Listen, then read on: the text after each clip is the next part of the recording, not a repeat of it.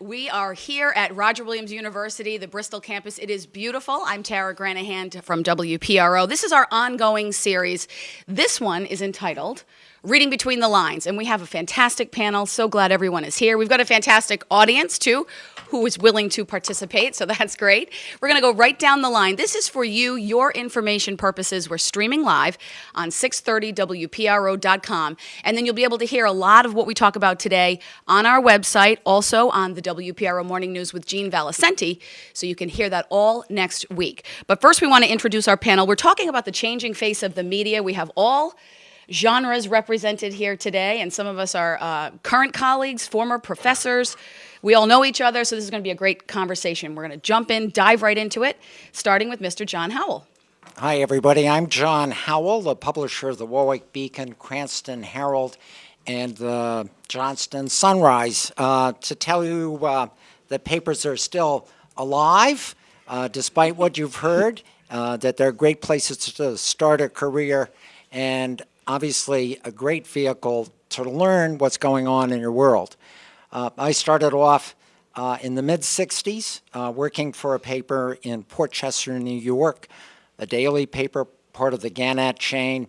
Even got myself over to Vietnam for a couple of weeks to do some reporting there.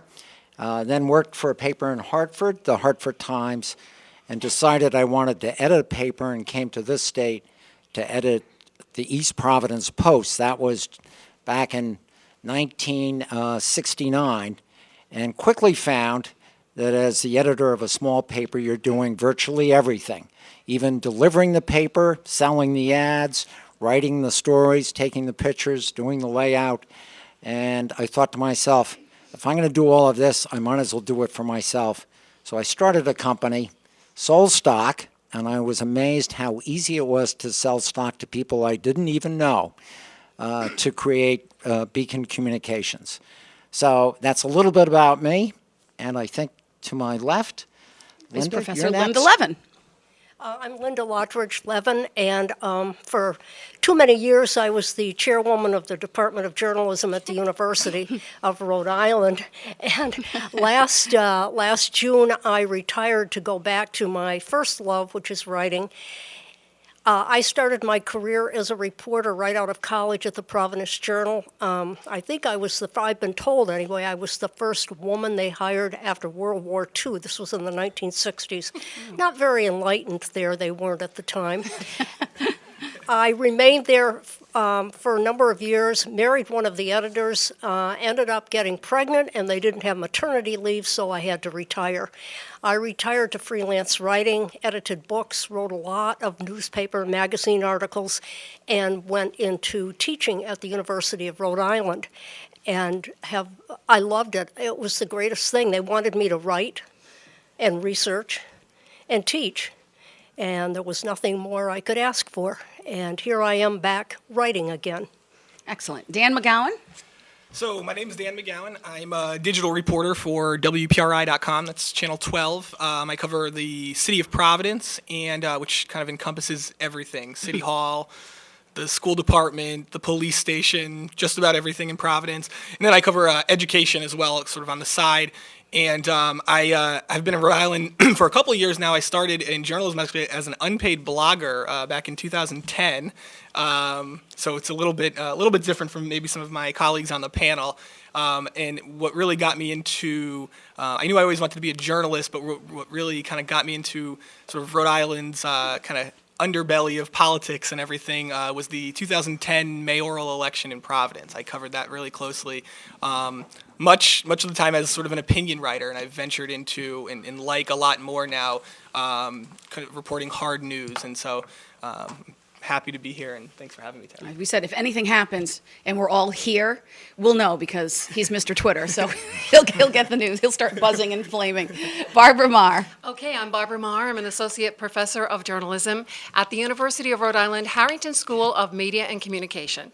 And I started my career way back, as Linda said, when they weren't too enlightened about women.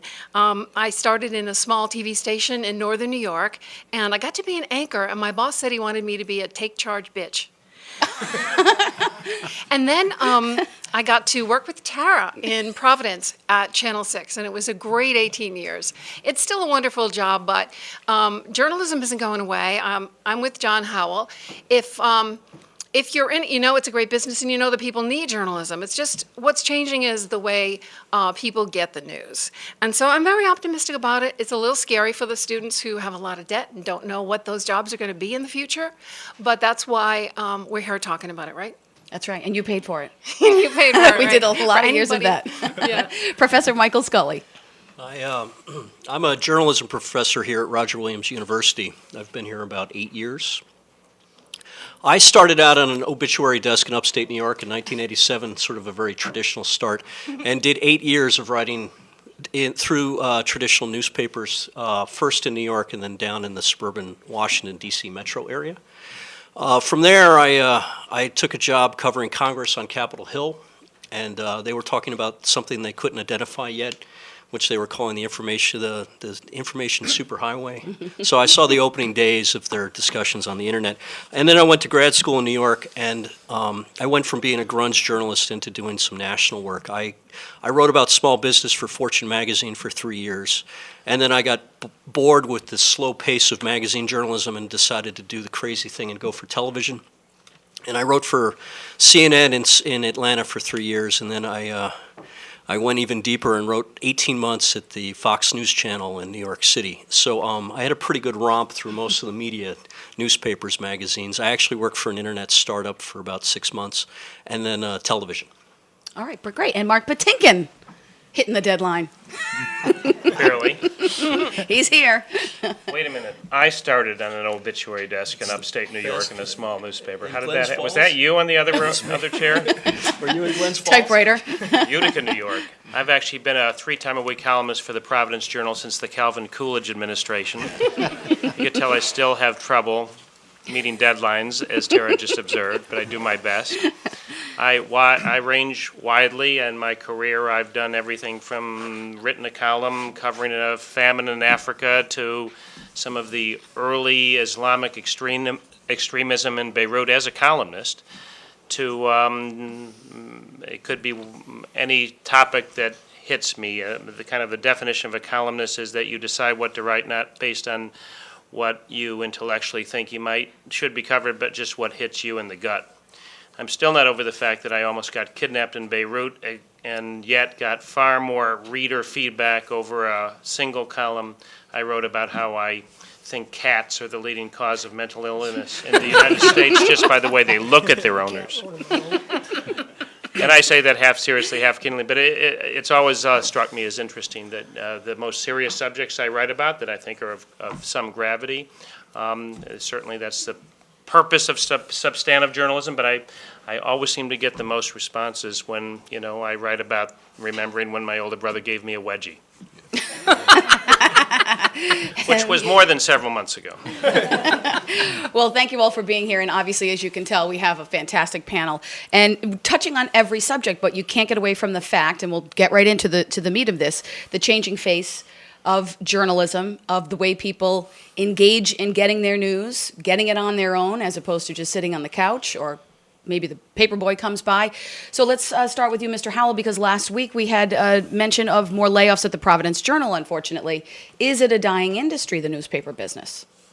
I don't think it's a dying industry. Obviously, I'm still here, and maybe I'll die with it, I suppose, at some point. But you talk about how it's changing, and I'll just give you a glimpse of something, because what Mark said is absolutely true. Some of the things that you think are of great importance to the community, and they are, just don't get the play of other things that seemingly you say to yourself, why is this such an issue? We did a story on Buffalo Wild Wings, which is going to be coming to the Warwick Mall. I put it inside the paper. I didn't think that was front page news. We put it on our Facebook page, and within an hour we had 2,000 hits on Buffalo Wild Wings, while at the same time we're doing a story on Kent County water and how you had to boil your water, and I think there were 200 in the same period of time. So figure So you what have had makes to news. take your traditional newspaper though, like you just mentioned. Now you're on Facebook. That's and, right. and now you have to tweet out and things like that. And you're finding that difficult, or you just have to manage it? I think I look at it and I say, this sort of feeds the newspaper. Hopefully it does. It brings readers certainly to our website. I'm not sure that it translates into, subscribers to the paper. But I think there's going to always be a niche for strong local news and coverage of what's going on in your neighborhood, in your neighbors.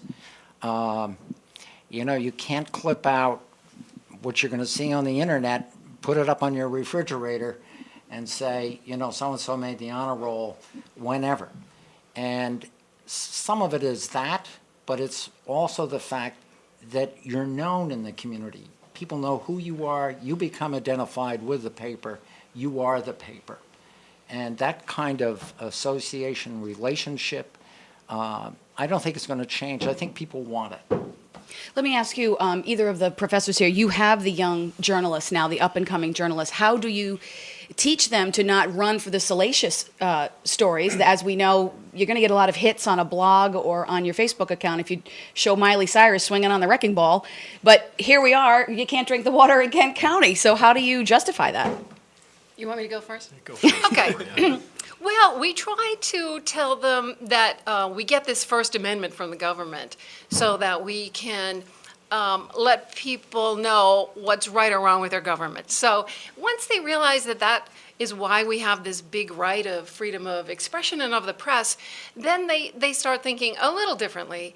I think, in their age group, though, they're very exposed to a lot of that entertainment news, and so is everybody. I mean, I was surprised when I was at the dentist office and the people who work there were talking about the latest celebrity thing, and I thought, I can't believe this is what they talk about.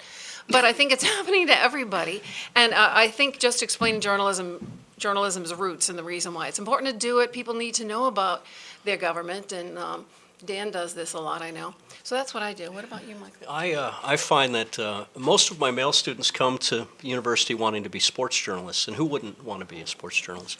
But I find that if you can expose them to law enforcement, local government, that they actually develop an interest in some of these other things that they've really not had much exposure to. And the current drill right now in my News 1 class is I have students that have to go to 3 town council meetings within the next month. So Those are a blast. well, yeah, but they're learning the process of government by seeing it. And I had a group in Tiverton last week that, because they were in the room, the Tiverton government was surprised to see people taking notes. And they, after the meeting, said, well, what do you want to talk about? Because they wanted some exposure. So I think that there's an interest. I mean, the local government certainly wants to be covered. I think the students are finding that once they develop an interest in it, they can look beyond sports and entertainment as other venues into this career of ours. I also feel there's a lot of instant gratification with reality shows, and then all of a sudden they have a role and they're holding a microphone because they were the Bachelorette. Now she's on Extra Entertainment Tonight or what have you. Where does the education process come in? And maybe this goes to Professor Levin. Where if you can just win a contest and be a quote-unquote journalist with a microphone, where does the education come in? And we had ethics classes, and I'm sure they still do. But you had to go. You made us go through everything: print, broadcast, radio, and all those darn town council meetings in Narragansett. That's right. Well, that disturbs me as a journalist, that people can, as Tara said, win a contest and become a journalist instantly. I'm always amused at the Miss America contest. What do you want to do? Well, I'm a communications major, and I want to be a journalist. Well, I want to ask them, have you ever taken any journalism courses? Do you know how to cover news? Do you know what news is? Could I change the subject just a little bit? You can do whatever you want. I'm sitting here next to John Howell, who to me is the poster man for keeping journalism, print journalism, afloat in the state.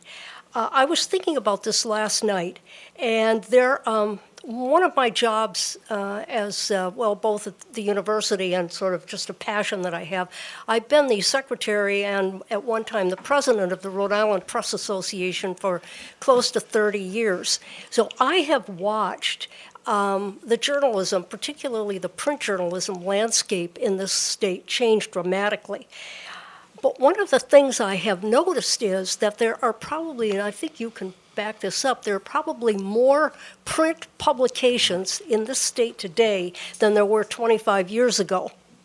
There Some are. of, some There of them are. are yours. And what's happened is that a lot of the attention that the news media get goes to the big news outlets. The Washington Post gets bought by Jeff Bezos. Whoa, are they going to lay people off? Oh, this is big. What's going to happen to the Post? Well, what's going to happen to the Warwick Beacon? Well, it's still there and got a lot of readers and a lot of advertising. Don't have as much as you want, probably. So I think that what we're seeing is sort of an A level and a B level. No, I don't want to do with that. One level and another level of news media in this country. The big news media, that when they make a move of any kind, they get the attention. But if you look at the landscape in the United States, it's the small television and radio stations, the small newspapers. They're still going on. And as John said, people need them and they want them. Well, it sounds like, I'm sorry, people want to know what's going on around them, and local means it's right around them, even if it's the new restaurant at the Warwick Mall. If it's closer to them, the more they want to know. Keeping it local. Very local. So just to jump in there, I think that we often, in any of these panels or when we're in class talking about journalism, get into this idea of what a newspaper should be versus what is happening online. And I always sort of like to push back on that and challenge that, because it's perfectly okay for me to read Gawker and then the New York Times. It's perfectly okay for me to read TMZ and the New Yorker. That happens, and it's happening more than ever right now in this country. People are more informed than ever. And what we're seeing now, the question isn't whether or not there are going to be newspapers in 15 years or whether everything is online. The question in the focus needs to be personalization. So what we're seeing right now is, I can look on my Twitter feed and get every amount of everything around the country that I want to read with in 10 seconds. And I think that's what's happening all over the place, and that's how media is moving. It's perfectly, as I said, okay for me to read the Sunday Journal and then read something for sheer entertainment. It doesn't make you less of a person. It doesn't make you less informed. I feel like I'm fairly informed, and I read all of that. So. Do we have a gender gap here, perhaps? We were covering all bases of the media. Well, we mentioned. I Because don't- years ago, are you insinuating that years ago you wouldn't be caught dead reading certain publications? Is that what you mean? No, what If you I were up-here want to journalism? say is that an awful lot of people I run into who are over 55 or 60 certainly, if I mention anything about, I saw that on Facebook, or I put this up on Twitter, or whatever, you have a Facebook account? You're on Twitter? Oh my God. You read the news online? Well, I do the same thing. I read the New Yorker, and then I read Politico and the Gawker, and I'm online and hard copy. And I think it's a generation gap that we're seeing right now. It's a real transitional time in journalism. Well, it's funny. My dad's on Facebook, but Yeah, I as a digital immigrant, as they say, because I'm not a digital native. Are you a digital native, Dan? Are you in that group? Yes, I am. Okay. Yeah, absolutely. So we're trying to catch up with you guys, and I just find it fascinating. I want to know more. Well, I find that my Yeah. own sons, who I would think they'd read Dad in the Providence Journal, and maybe they do from time to time. But my son, for example, is always saying he catches up in the world in something called Barstool Sports, which actually it's a very compelling website. It was started by some guy in Boston just commenting on sports, and I think the guy's now a multimillionaire because he's getting the hits and he's doing what a lot of the readership out there, like my son, wants, which is kind of a compelling, lively, interactive kind of debate.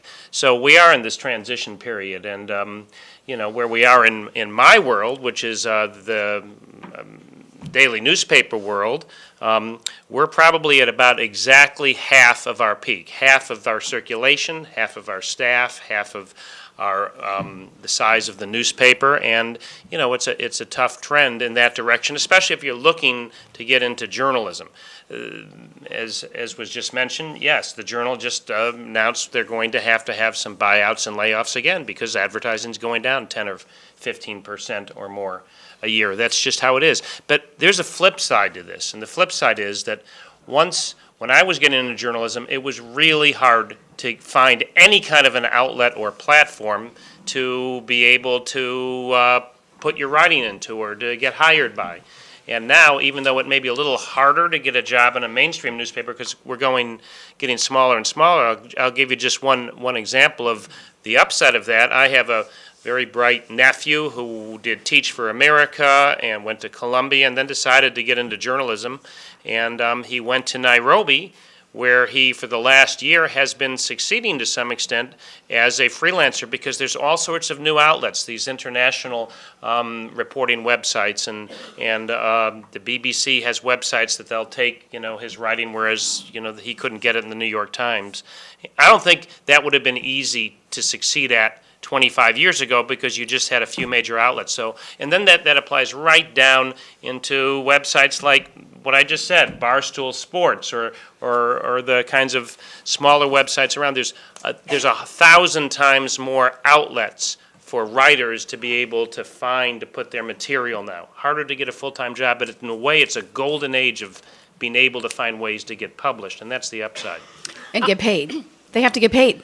Paid is don't Optional. Don't quibble about that. No, paid is hard, and like my Nairobi nephew's having, he's making it, and there are vehicles for getting paid, but still, what's helpful about it is that I found, and for any of you that are thinking of going into journalism or almost any profession that involves some kind of writing, and most professions do, I find it stands you well to have professional practice as a writer, whether you're doing it for your school newspaper or various websites. If you hone your skill as a writer, that will open doors in many fields. But you have to do it professionally. You can't just do it in your diary or something. And so there's a lot of opportunities to be able to start to get published and see where that takes you that there weren't here before.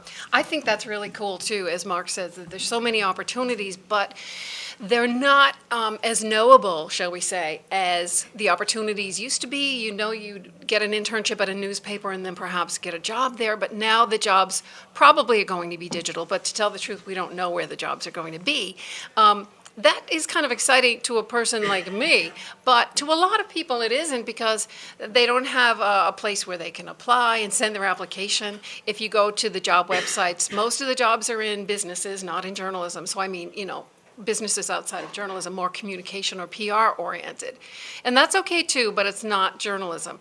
I think that social media has opened up so many things for us too.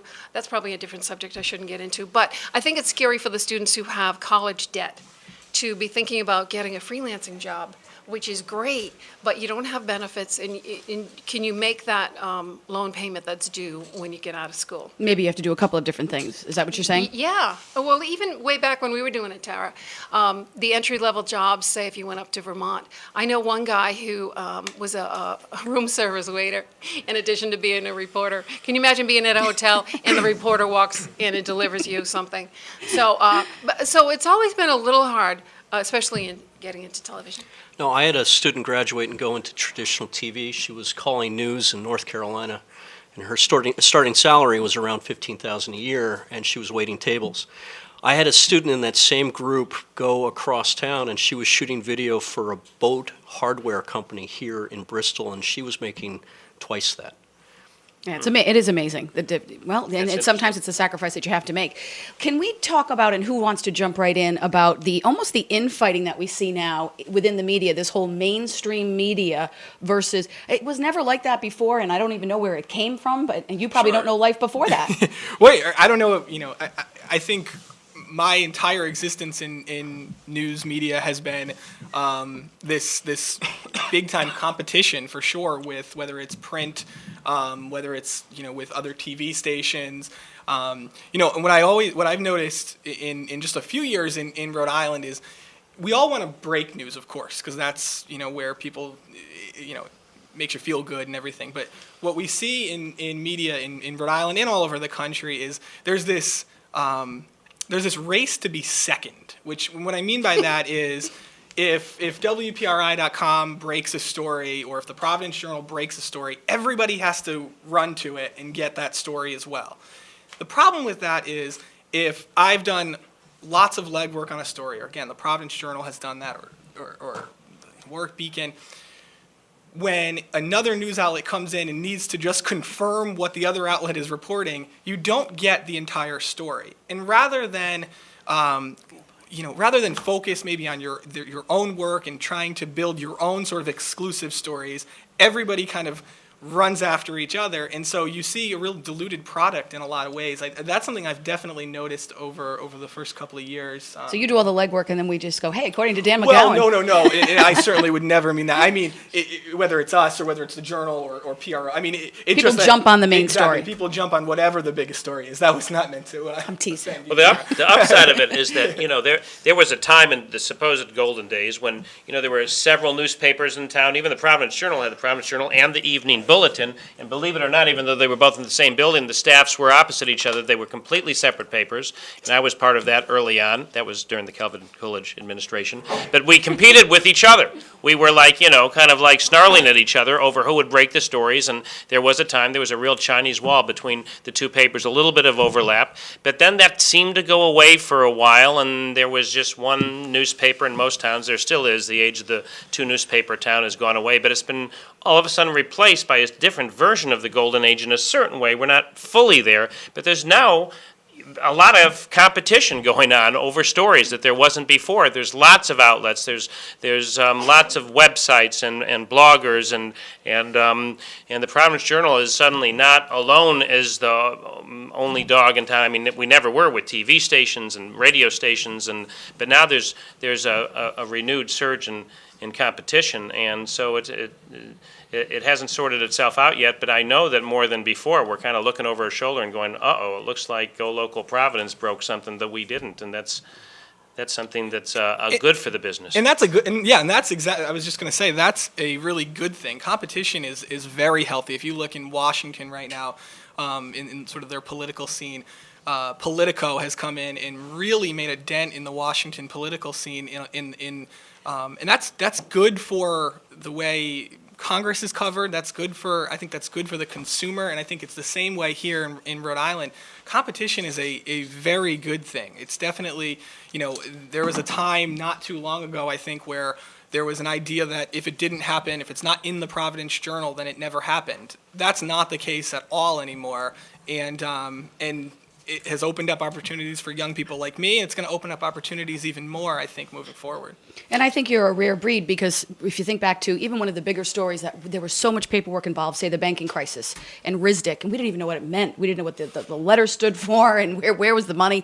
And you had to follow that paper trail way before the digital age was here, where you could get the bullet points.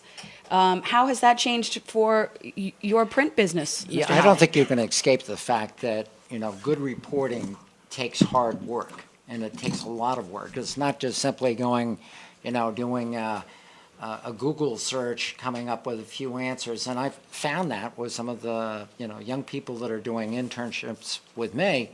I'll assign a story, and they'll say, well, I've got it done in half an hour. I say, well, how'd you do that? Did you talk to so-and-so? Oh, I just emailed them, I got an answer.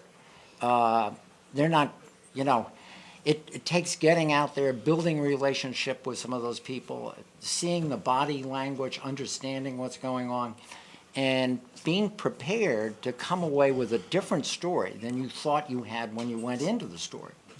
And what I see happening is that, you mentioned it, this sort of packed journalism, everybody follows the same story. That may be the story at that particular moment, but you talk to the same sources, go back into it and find out what's really going on, a different angle to the story. And we're forced often to do that because we publish twice a week. And so we're always looking for the fresh angle to the story. It happened on a Thursday. We don't have the paper until Tuesday. What's different? And go back, ask those questions. Sometimes the story is a much better story and more complete story. Sure. Did you want to add to that? I just wanted to mention that this panel is the changing face of the media? Yeah, that's something like sure. that. One of the interesting things that's been going on, probably a little bit out away from the public view is newspapers in particular trying to figure out how much of their publication to put online. And if they put it online, do they charge for it? And our journalism department at URI has what we call a journalism day every year. We've been doing it for years. And in the early 1990s, we had any number of panels year after year. Are newspapers dead? What's going to happen to newspapers on the internet? Well, newspapers didn't bother to get on the internet for a long time. And when they did, they discovered that people really expected to have this news for free. They were getting it from other sources on the internet for free. And now newspapers in particular are trying to figure out, how do you get your product, your hard copy product, online for people to read it, and they don't pay for it. So a lot of newspapers are now putting up what they call paywalls. And John, can you talk a little about that? Does the Beacon put all of their paper online, some of it, or? We do, but we delay putting it online. We go live at 1 o'clock, where the paper is on the street at 6 o'clock in the morning. So there's a sort of time lag. And I don't know if that helps sales off the stands. I don't know why I just chose to do that. Other papers, as you say, have put up a paywall. I know, the Journal is obviously doing that. Newport is doing it. It's very hard. That's probably the biggest story in daily newspapers right now in America, is that for years we're trying for the business model where if you got enough eyeballs on your free website, the advertising would bring in the revenue you need. That didn't really work. And here's the simple dollar equation that explains why it didn't work. You get 10% of your dollar for an online ad as you do in a print ad. So journalism has, if we're getting $30 billion a year, all combined daily newspapers in the country, I think that's a fairly accurate estimate of the advertising dollars. Only 4 or 5 billion of those are coming in through online ads. That transition is not enough. You don't get enough for online ads. And so you need to begin to charge for the product, as we traditionally did for subscribing. For some reason, I remember Steve Jobs said it, for some reason people just hate paying for news content online. They just don't like doing it, and it's the biggest challenge. And I actually had a personal encounter with it. Just in general, when I was actually not quite online, but an analogy, I was in the grocery store the other day, and she was checking through, and it was like, yogurt for $3 and cheese for $4 and meat for $7. She didn't blink, and all of a sudden she went, "What? New York Times, $2.50? Wow, why are they charging so much?" I'm going, well, I'll tell you why daily newspapers are charging so much. Even though we're half as big as we used to be, the Providence Journal still has 130 people in their news staff. And I think that's probably 5 or 6 times bigger than any other news staff in the state, half of what we were. But it still allows for a scale that allows us to do what no other news outlet can do. We've got specialists covering virtually everything: courts and police and politics and city hall and sports and on and on and on. And that's going to be the challenge. You won't have those specialists covering each aspect of society like we did before if you can't sustain the model of a major news operation. But nobody yet has found the formula. That's the challenge of journalism today. Nobody has figured out how you transition to a paid model, mostly online, that will sustain at least a reasonably good-sized operation of daily newspapers. That's the challenge. How do you get there? And it was mentioned earlier that Jeff Bezos bought the Washington Post, and there's some excitement that maybe that's what we need. Instead of journalists trying to figure this out, let's get some .com people who know the .com world to figure it out, the way Steve Jobs figured out music. We need somebody like that to figure out how you also can get paid for online journalism. But we don't have that model figured out yet, and that's the challenge right now of our times. Could be someone in this room, a budding journalist, that's for sure. You're watching and listening to Reading Between the Lines. This is a series presentation through WPRO. You'll be able to hear it and listen live, 630WPRO.com, and of course all next week on the WPRO Morning News with Gene Valicenti. We have John Howell, just to remind everyone, from the Warwick Beacon Communications, URI's Professor Linda Levin, Channel 12's Dan McGowan, URI's Professor Barbara Marr. Right here, we're at Roger Williams University. Boy, it's beautiful here. We have Professor Michael Scully and Providence Journal columnist Mark Patinkin. You wanted to jump in on that, Dan. Go right ahead. Yeah, well, it's funny. Mark mentioned sort of his grocery store analogy, and if you think about it like this, if you were in a grocery store and the grocery store for years and years and years gave you yogurt for free, and then they suddenly started charging you, you would question why that was. That's your issue. For too long, we've seen newspapers give away their content for free. Now you're in this situation where there's millions of websites and all kinds of startup news sites that are often taking their news and taking the content from traditional news outlets and then turning a witty phrase or reporting much deeper. But it's originating in traditional print or traditional news outlets. I think that one of the things now we've gone. I think it's about a third now of major daily newspapers have some sort of paywall online. It's a really tough thing. I think one of the real problems is that during this golden age of newspapers traditionally, I think that the value that was placed on maybe putting an ad in a full-page ad in the Journal was probably much cost way too much. What you see, on say a website that gets 1 million page views a day, like one of these BuzzFeed type websites, they're not charging nearly what maybe the Providence Journal on a Sunday was charging. I think it was a great time for a long time to be able to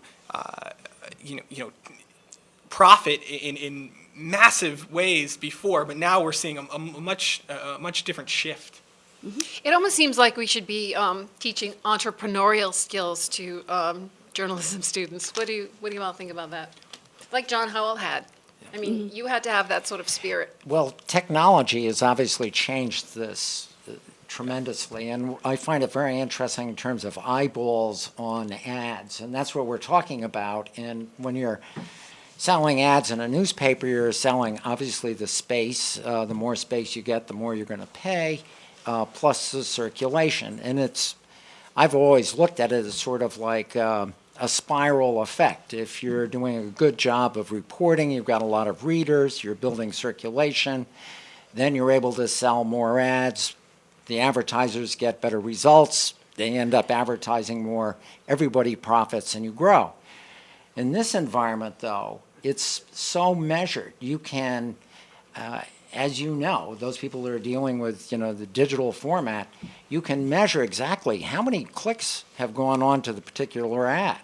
And what you're selling today is, you may have a website that's got, let's say, those 1 million views. But what the advertiser ends up paying for is the number of clicks that he gets on his ad. So you can hone it down to not only number of clicks, but now with the technology, who's clicking on? So how do you direct the message so you pinpoint that? Newspapers have always been, from my perspective, a sort of smorgasbord of everything. You don't know what you're going to pick up. You don't know what you're going to read when you pick up the newspaper. And that's sort of the beauty of it. You're not, Googling one topic and getting a result. You're getting all of this sort of stuff. And somehow it seems those of us in the print business have to show the value of that, and because you're working against the other format where exactly how many clicks you're getting and who's reading it. I just wanted to touch a little bit also on ethics coming into journalism and opinion, and obviously we have a lot of talk shows on WPRO that are fantastically successful, and it's a completely different genre. But even the evening news or the Today shows of the world, and then columns and op-eds and everything. There's a format for it, but do you feel it's crossed into straight, hard journalism with the Fox News, even MSNBC? All of a sudden it becomes about, whoever said it's running up my leg, I've got a tingle about the president. Chris Matthews. I knew it was going to come to me. And then who cares how he feels? He's supposed to be giving us the news. I don't know if you're excited about the president. I don't know how that fits in. Well, I worked in the CNN newsroom, and I worked in the Fox News Channel newsroom, and I have to tell you that I walked away thinking that cable news was a disaster. What it had done is it had polarized the debate without offering any perspective, and it has made most political discourse very ugly. So I look at CNN and I think CNN is a misery because they've replaced people like Bernie Shaw and Judy Woodruff with swimsuit models. And MSNBC has become the counter to Fox News, and both of them are unfair, disingenuous. And also, if we can put it into, and maybe Dan can help us with this, because we only have so many characters to get out the latest news sometimes. If you have to tweet out, I have an exclusive coming up, and it's just not, it's not the full story, obviously. You're working on the full story diligently. But there just becomes such a, for the folks that just, this is what they know, right? They don't know life before Twitter, Facebooking, and half messages. How do you make them a complete journalist? And you're doing it. Right. So I think you have to remember that a blog, right, is just a platform that you publish content on. And a Twitter and Facebook is just another tool in a reporter's toolbox. And I think for me, it's an essential tool. I think if you look at Twitter right now, it's beneficial on two parts, right? One, personally, it's you talk the question about being an entrepreneur. You can sell yourself and self-promote better than ever before. I can, if I write a story that I think should be looked at by people in Washington, I can send it to them and it gets linked to, and there's where your traffic comes from. On the other side, though, there's another really important aspect of Twitter that people don't think about, and Facebook is the same way, is that it's a really great customer service tool. So if you don't like something I report, if you think that maybe I made a mistake, maybe I spelled your name wrong, something, it could be very basic, or you want to have more conversation, you can tweet right at me and I'm going to respond to that. I can, make a correction if that's necessary. I think that we forget because we're trying to talking about monetizing things, and we talk about, the opinion world, but it's a really great customer interaction tool, and I think that's where the real value of it is. Now, to your question about, the idea that maybe we're not complete journalists in some way. I think that there is a real concern about that out there. I certainly think that, when you look at the way the presidential election was covered, certainly a lot of news happened in 140 characters on Twitter. But, I think a valuable, way of using Twitter is to point readers to that longer 500, 600, 1,500 word story. And it seems to work. Not on a large scale in Rhode Island. I don't think everyone's on Twitter. I think sometimes we forget about that. But people are largely on the internet, obviously. And so they are getting their news from Facebook, from Twitter. And feel free if you have a question, all you young journalists. I was just going to say that this is what I was trying to think of before. The whole social media world has opened up reportage, shall we say, to everybody. And that this is either a good or a bad thing. I think it's good in the sense that it's making people more engaged, but people who are reporting news on Twitter or any other place, Facebook or whatever, don't necessarily know the ethics of journalism that Tara was just talking about, don't know that they have to go beyond their own biases, and don't know how to make sure something's accurate. So these are just a few things. When you think back to the Boston Marathon bombing, there were people who helped report the news by pointing their phones out their window in Watertown and captured some of the ending scenes of the capture of the second guy.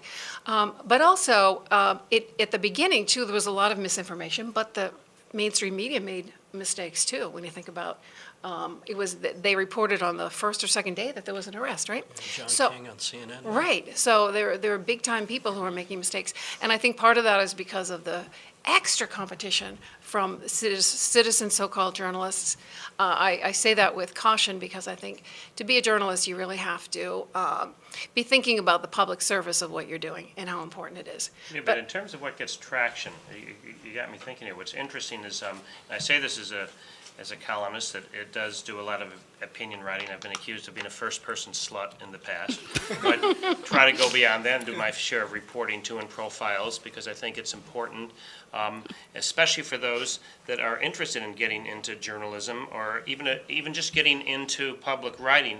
There's kind of like, I think, a general ideal that, oh, I want to just begin to find the right blog and be discovered, or the right website, and I'm going to be one more opinionator, one more person just leans back and looks at the news and gives my compelling opinion on things the way the shoutfesters do on television. But that, as we're talking about here, that's not really what gets traction. Even if you're a citizen journalist, what gets noticed is when you're breaking a little bit of news, is when you're giving some information. And so, and I found that out, again, using this nephew of mine, again, that went to Nairobi. You'd think a lot of these young kind of Columbia wannabes would be saying, well, I'm going to go there and be the analyst of the year, and I'm going to analyze Africa. Nobody wanted to buy that from him. They wanted to buy stories about a massacre or about some other news event that was going on, and he found news sold and opinion didn't sell so much.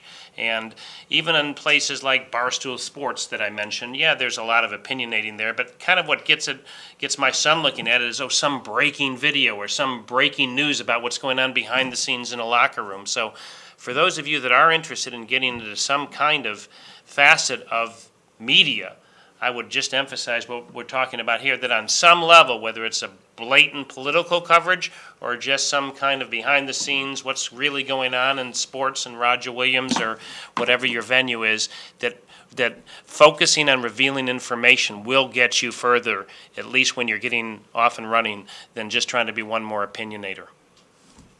Let's save a little bit of time, because we are really looking at the changing face of the media and surviving in the media. And I do want to get, for informational purposes and I think just for enjoyable conversation, your thoughts on where we're going. And for the younger folks, or even, as we mentioned, we need people to brainstorm and start their own businesses. And if you're in journalism, you might need a different way of doing it. So maybe if we can go down the line and save the last few minutes, and you can talk about where you think we're going and what needs to be done to keep it all alive. I would start with, how do we keep it alive? And I would advise to those people that are thinking of getting into journalism, I don't limit it to students, because I've had interns as old as 50 years old. A nurse that came in, I had a career as a nurse, said, I studied journalism, I never got a chance to practice it. Do you think I could do it? And I said, come do an internship with me, and she ended up staying for 4 years.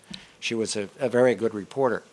But I would urge those that are thinking of this as a career to put your foot in the water, even dive off the deep end of the pool, and do a non-paid internship or a paid internship if you can find it. But try it, try the real thing. And if you're matched up with some good editors and reporters, I think you'll find, as I did, that there's no job that gives you such an opportunity to learn something new every day, access to all kinds of people you probably never imagined be able to talk to, and finally, really an ability for change, to bring about change. And that, to me, is one of the more important things we haven't really talked about, because I think the media does do that. And if it wasn't for the media, we wouldn't be where we are today, which is good and bad. Thank you. Linda? Well, I was just trying to think about how I could add to what John just had to say.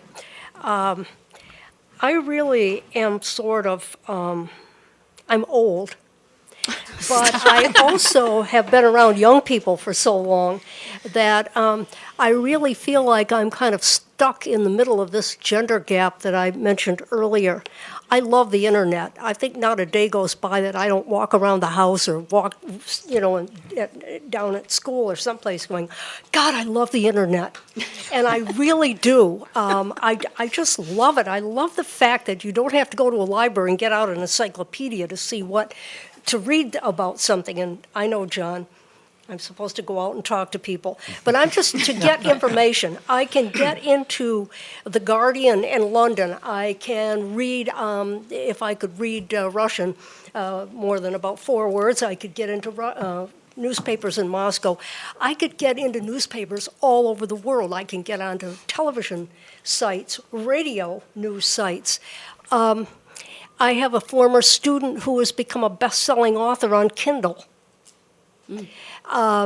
It's just amazing to me. And so where is it all going? I think that we have to get rid of my generation, and I'm not suggesting genocide here. But I think... Thanks. You're welcome, John. I think we have to get past the people who say, oh, I can't live without my newspaper, my hands-on newspaper, because I think that eventually it all is going to end up on the web. The question that is out there right now and is going to continue to flummox people in the news media, whether it's television or magazines or newspapers, is how do we make money on the web? There are so many voices out there, and they're all looking for advertising. So I think that trying to get advertising on the web for your media product is going to be a huge issue. But I do predict that it will, long after I'm gone, or before, I hope, everything moves to the web. All right, thank you. So when I think about this, and it's very personal for me because I'm 27 years old and have a long career ahead of me, and I want to be in journalism because I love what I do.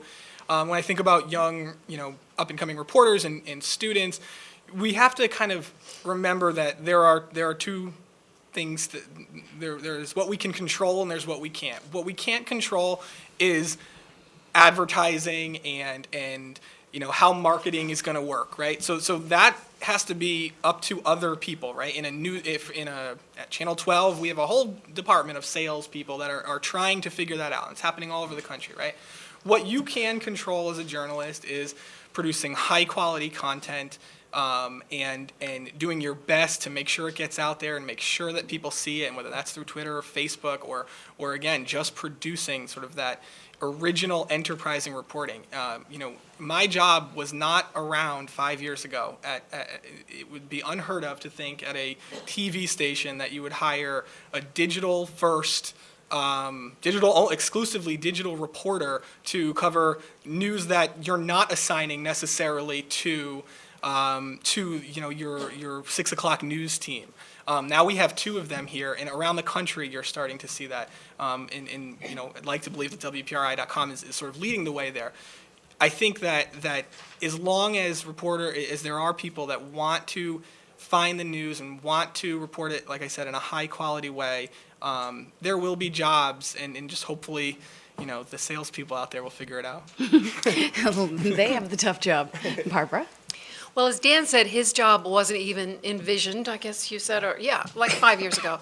And so in terms of what is the future of journalism, anybody who's being honest would say they really don't know. And that's okay, I think, because that just kind of means that I believe it's going to be there because journalism has been a part of our democracy since the country began, and people need it. And especially, if I could just make a little pitch, in this state with a culture of corruption, we need people who do dig up the news, not just go to press conferences all the time. So I'm just hoping that, and I do believe citizens will realize it, and this is a little pep talk, maybe consider paying for some of the online newspapers, because that will help. No, thank you.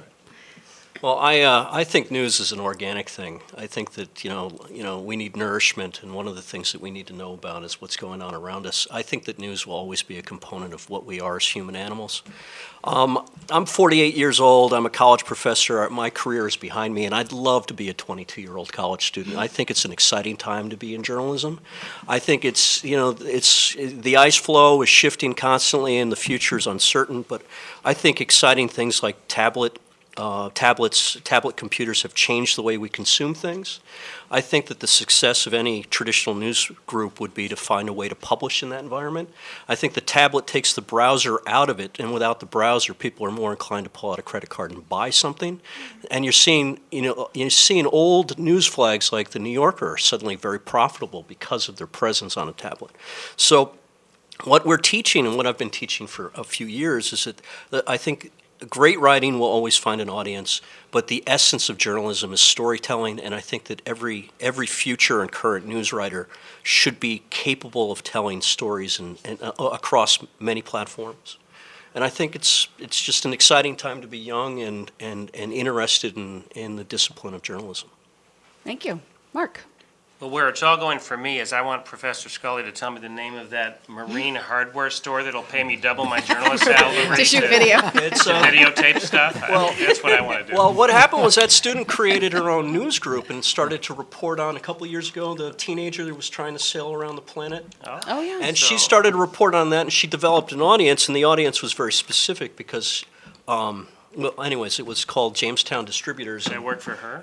Well, she's moved on. She's now doing video and public relations in Times Square. It's actually that's a great example of how being an individual entrepreneur can lead somewhere. I'll just end with kind of more of a technical thought, and because everyone's been very eloquent about what I agree is the centrality of journalism. I think Jefferson said he'd pick newspaper. If he had to pick between newspapers and a government, one or the other, he'd pick newspapers.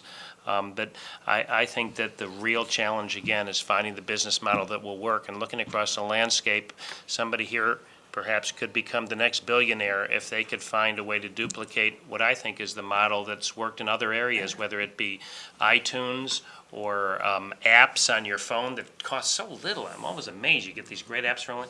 I think the model is going to be that you're going to, be able to pay 50 cents online to read a newspaper, or 10 cents or 5 cents to read an article in the newspaper. And I'm not sure why that model isn't being tried more often, because I think that's kind of how I'd like to pick and choose out there.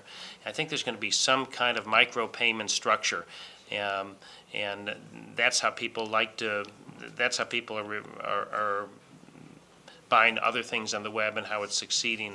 But I think that component's going to come to play. But one way or another, I think the challenge is going to be, again, not even for us, for journalists. I think there are more good journalists than ever because there's so many opportunities, even amateur journalists. The question is going to be who's going to find the business model that will allow it to work across the board. We have just a couple of minutes left. Does anyone have a question for any of these panelists? Because now's the time. These are the folks that have been doing it for quite a long time. If you do, pop up your hand. But I also just wanted to, randomly, whoever wants to answer this, I think a lot of us went into this business not necessarily thinking we were going to become millionaires. But it was more of a, well, except for Mark, and still doing it and grinding it out on a daily basis. Is it a format to go into? Certainly, I don't think you're going to make a ton of money. I mean, you could. But is it more of a passion-driven situation? You should probably marry into money if you're going to get into Yeah, journalism. it's a little late for that. I had a student once called it. journalism, being a journalist, like being a priest, that it was You took a vow of calling. poverty? The irony to that story is a few years later I heard that he went to law school. So He went for the money. I think passion's obviously a big part of it, but if you really want to know what I believe in journalism in general is the basis of creativity, I even wrote a collection of columns once, and I called it what my theory is, which is 1% inspiration, 99% desperation. And it's true. The best columns I write, put yourself in a position where you have to do it. Want to, passion, all that is great. I don't believe anymore in want to. I believe in have to. The best columns I write are when I come into work, I say, God damn it, I hate this job. I can't believe I got to come up with 70 lines in the next 5 hours. I'm empty. I'm not into anything. Damn, I don't know what the hell I'm going to freaking write about today. And then I find something because I have to and begin to follow it somewhere. And often that turns out to be the best stuff I've done in a while because you have to, and that's your best motivator. So I'd put I would make that more than passion the way to try to follow a course somewhere in this business. You want to do a final word for the future? Sure. Yeah. I mean, I do. I joke that you should make marry into money if you do want to make money as a journalist. But in all seriousness, you have to know going in that it's not going to be something that's going to be.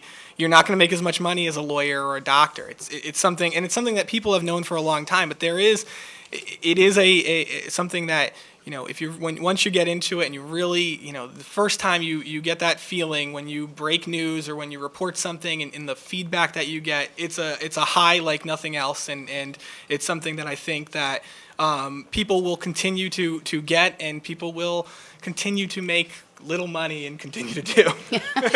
Well, and listen, you can make money, so don't give up. Ask the salespeople; they know where it's all at. Thank you so much for being here. Continue to read the Warwick Beacon, the Cranston Herald, and the Johnston Sunrise. Professor Linda Levin, thank you for all the work that you do at URI. You're welcome. Having been there with you. I enjoy it. And you keep up the good work. WPRI, our blogger and digital reporter Dan McGowan, Professor Barbara Marr, and Professor Scully teaching all these young minds. And Mark, are you upset that Twitter kind of stole your format? I mean, you write in blurbs. You told everybody to read John Howell's newspaper and not mine. The Providence Journal with Mark Patinkin. Thank you all for being here. Again, stay tuned to WPRO 630, 99.7 FM, WPRO, the voice of Rhode Island. And you can see this entire panel discussion right there on our website, 630 WPRO. And from all of us, or .com, from all of us at WPRO, thank you for joining us, and we'll see you again.